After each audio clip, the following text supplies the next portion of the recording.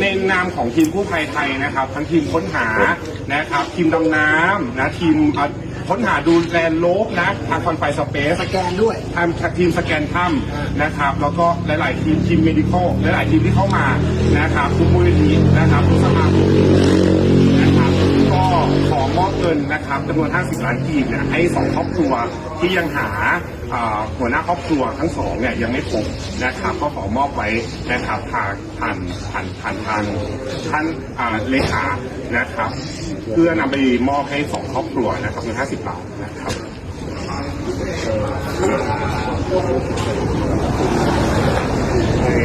ทุกทีมงานจากประเทศไทยที่เซ็นคิดเป็นใจทางคนก่อนเมื่อทางประมาณมาช่วยเหลือพบข้อหายนะครับแต่ว่านอกจากนั้นยังมีน้ำจิตน้ำใจเอาเงินเอา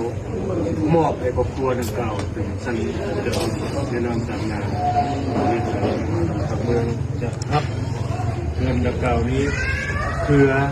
ที่ไปมอบเป็นทางการในครอบครัวดังกล่าวครับแล้วคิดน้ำใจทั้งหมดนี้เพื่อมอบในครอบครัวที่สมควรดังกล่าวครับบอกเพื่อนว่าใส่ใจในครอบครัวปัญหาในครอบครัวในเรื่องของครอบครัวที่ที่ได้ครับขอบใจมีน้ำใจชาวไทยของเราทุกคนมีน้ำจิตน้ำใจอันนี้ปลื้มใจที่สุดขอบใจครั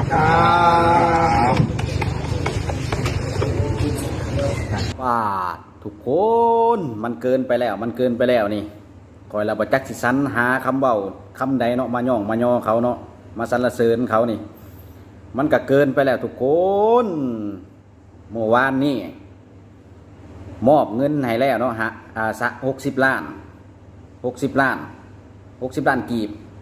มามือนี่ยังมามอบให้อีกทุกคนโอ้ยมันก็เกินไปแล้วน้ำจิตน้ำใจของหมู่เจ้าเนาะสวยทั้งแหงสวยทั้งเงินเนาะโอ้ยก็ละประจักษ์สิสรรหาคำเว้าคำใดมาขอบมกขอบใจชุมเจ้าเนาะมาขอบคุณชุมเจ้าเนาะโอ้ยจะเป็นชุมเจ้าประเสริฐแต่เนาะหัวจิตหัวใจของชุมเจ้าเนาะโอ้ยเนาะเอาเนาะก่อนอื่นในฐานะข่อยเป็นประชาชนคนลาวคนหนึ่งเนาะก็อยากจะขอขอบคุณขอขอบใจแทนพี่น้องชาวลาวเบิดทุกคนเนาะปาดหัวอกหัวใจชุมเจ้าเอายังเห็ดเนาะจิตใจชุมเจ้าในการเดินทางมาเพื่อที่จะมาช่วยนี่หลายร้อยกิโลเนาะทุกคนงบประมาณการใช้จ่ายในการเดินทางนี่ก็แม่นทรัพย์สินตัวเองเนาะทุกคนบ่มีไผออกให้เนาะเป็นงบประมาณของตัวเองล้วนๆในการอยู่การกินซ้ำบ่นำทุกคนเอ้ยเนาะยังจกเงินของตัวเองนี่ไปซอยเหลืออันผู้ที่ประสบภัยอีกผู้ที่ติดอยู่ในถ้ำโอ้ยคอยละประจักษ์สิสรรหาคำใดล่ะทุกคนเอ้ยเนาะอย่างไรก็ขอบคุณแทนพี่น้องชาวลาวเนาะทุกคนนำจิตนำใจชุมเจ้าประเสริฐแห้งอีหลีเนาะขอให้ทุกคน